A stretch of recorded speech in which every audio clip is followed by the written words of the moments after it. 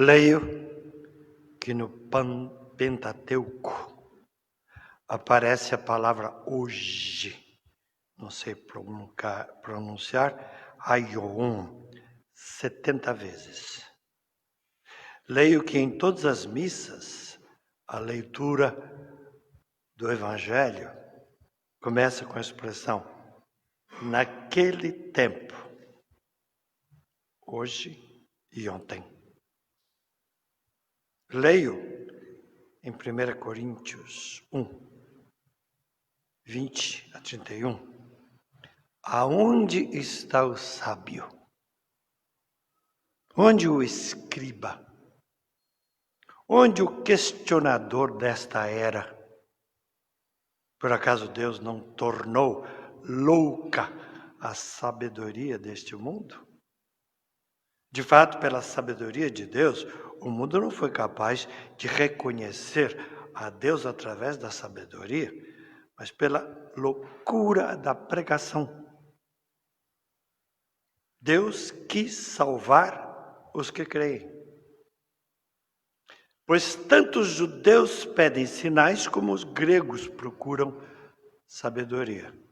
Nós, porém, proclamamos Cristo, crucificado, escândalo para os judeus e loucura para os pagãos.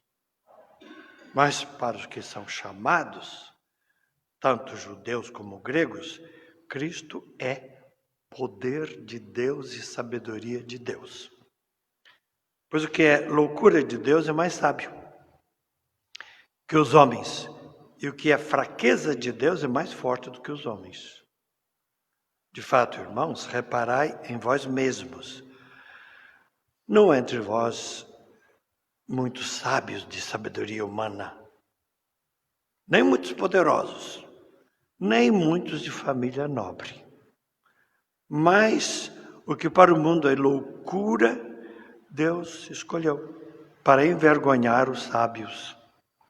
O que para o mundo é fraqueza, Deus escolheu para envergonhar os fortes.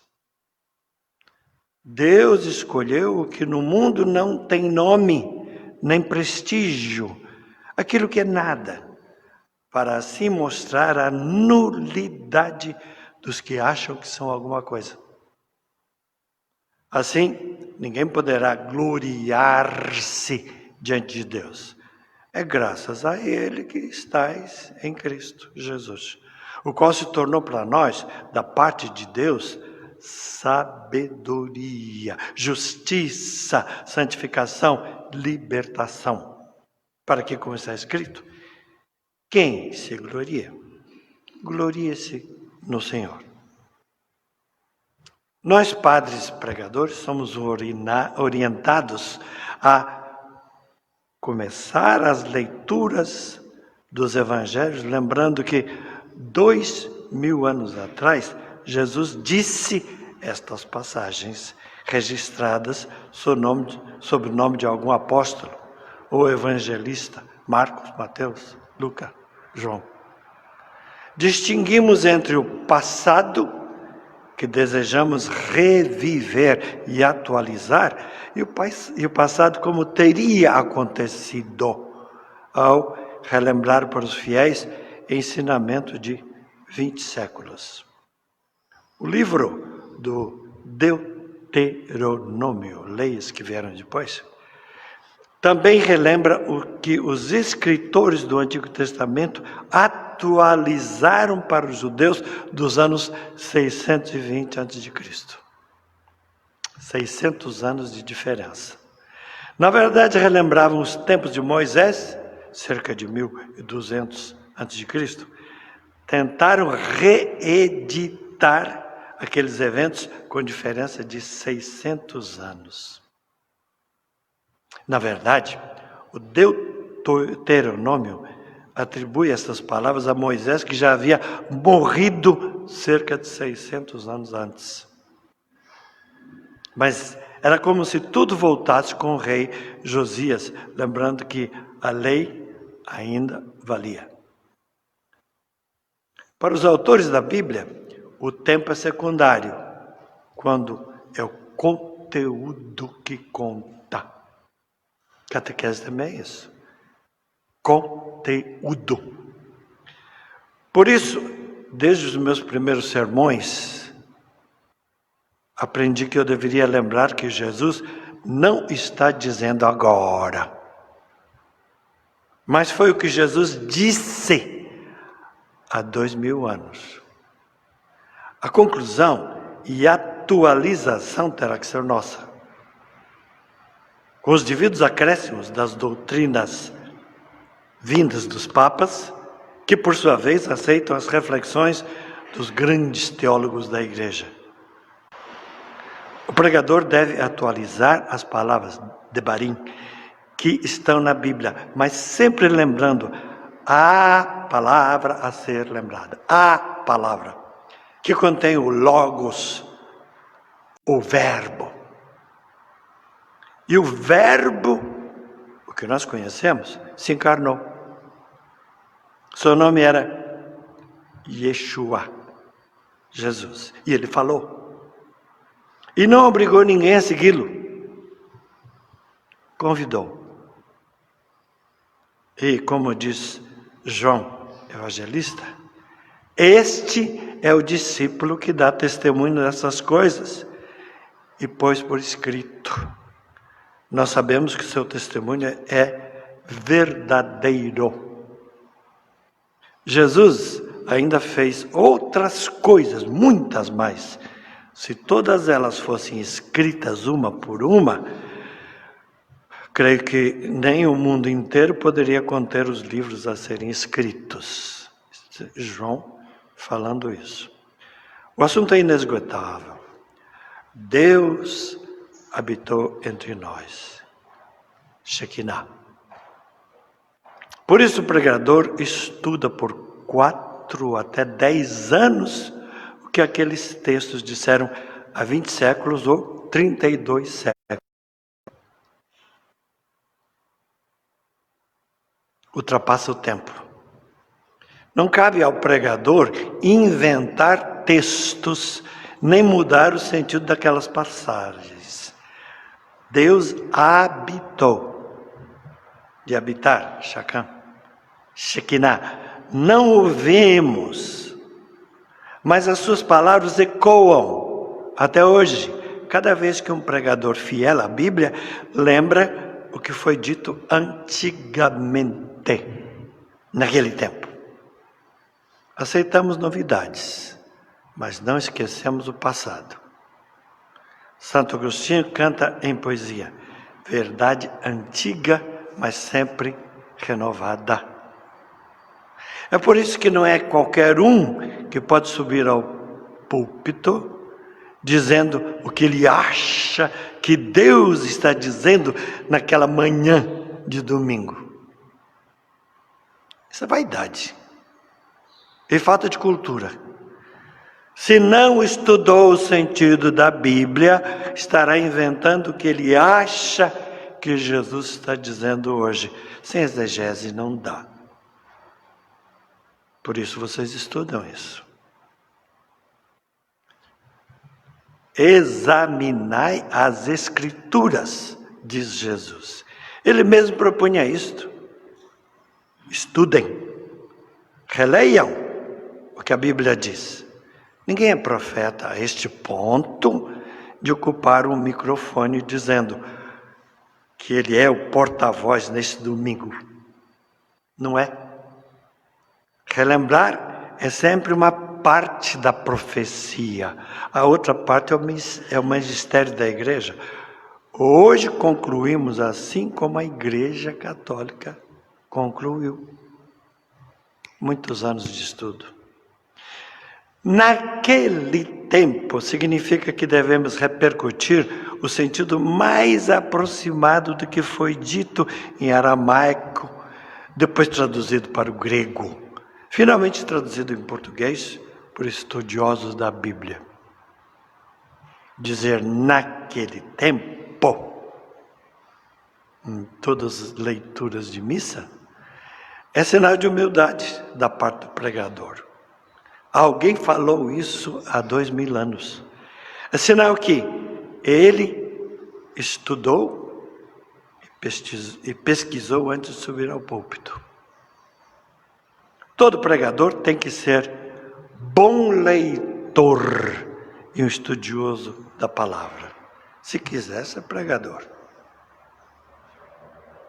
Aos 54 anos de sacerdócio, eu ainda me lembro daquele 21 de setembro de 1966, eu padre novinho, 25 anos, dia da minha ordenação. O bispo Dom Covens disse que nem a Bíblia, nem a patena, nem o cálice, nem as palavras seriam minhas. E mais tarde eu acrescentei, por minha própria conta, nem o altar, nem o púlpito, nem o microfone seriam meus. Eu seria um fiel repercutidor da palavra de 38 séculos de Bíblia e do caminhar de 20 séculos da nossa igreja. Por isso eu releio frequentemente a história da igreja. Os que estudaram por décadas o sentido da Bíblia seriam sempre os meus mestres, porque eles estudaram mais do que eu. A igreja mandou fazer isso. E foram. E as palavras do Papa deveriam pesar no púlpito aonde eu fosse convidado a pregar. Eu, padre jovem, 25 anos, deveria repercutir tudo isso de maneira que o povo entendesse. Para isso eu fiz comunicação. Entender o sentido do pão, das cores, das vestimentas, da justiça, da paz, da luz, dos direitos humanos, do campo, das cidades, das ovelhas, do gado, da economia, dos costumes daquela época e das pessoas que ouviram Jesus e os apóstolos 20 séculos atrás. Como é que foi? Como é que foi? E como está ficando hoje? Aí entra a palavra do padre, que estudou. Traduzir para hoje deveria ser meu ministério. A gente estuda para isso. Naquele tempo, Jesus disse em aramaico, e os estudiosos traduziram em grego. E hoje eu passo para vocês que a nossa igreja está dizendo em português nesta missa. Deveria ser assim. Se não é, alguém esqueceu qual é o verdadeiro papel do padre que sobe ao púlpito. A palavra não é dele. Ele não pode inventar. Sem história da liturgia, da igreja, da teologia, corremos o risco de inventar, fantasiar demais a nossa fé. Deus mandou dizer. Não mandou, não. Não somos artistas, somos pregadores. Não fantasiamos a nossa fé.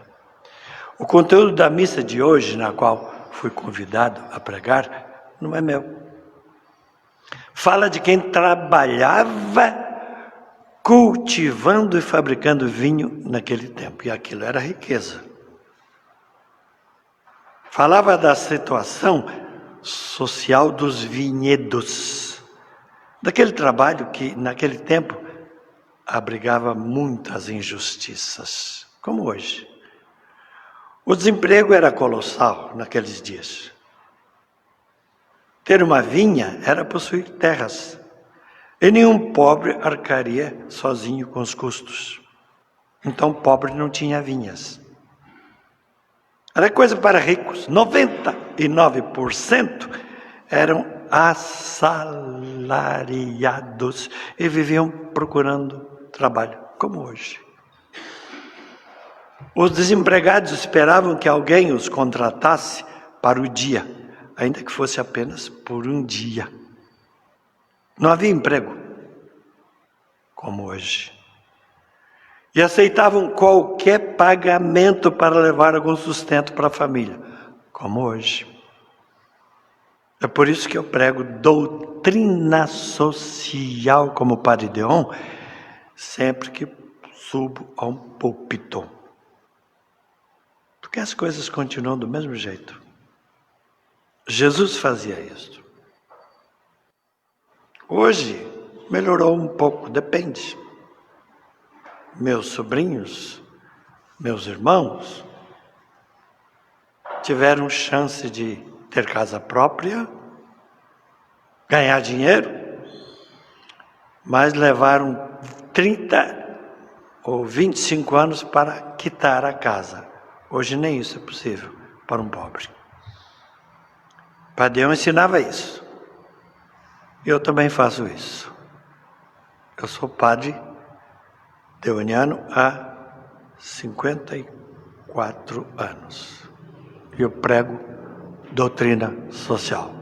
Quando eu subo a um púlpito, e nunca esqueço disso, porque sem isso nem missa existe. Deus seja louvado e o Senhor esteja com vocês.